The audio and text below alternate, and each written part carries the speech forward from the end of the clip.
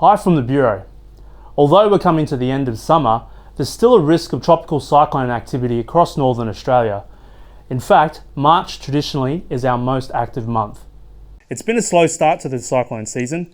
Out of the 15 tropical lows that the Bureau's been monitoring so far, only 4 have developed into tropical cyclones. So why have we seen so few tropical cyclones this season? Well, cyclones need a number of ingredients to come together. For one, they need open water.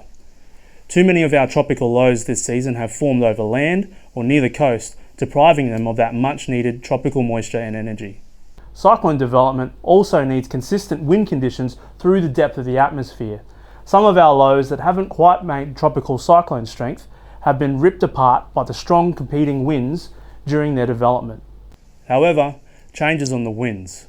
We're monitoring 2 areas of interest across the waters off northern Australia, one off the Queensland coast and another off the coast of WA. Computer models show an increase in tropical activity over the next 7 days. However, computer models don't control the weather. They just provide a number of possible outcomes.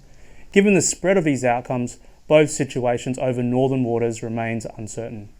We have 2 months remaining of our cyclone season, so it's important to keep up to date with the latest tropical cyclone info on our website, app and social media, and have your cyclone kits and cyclone plans ready.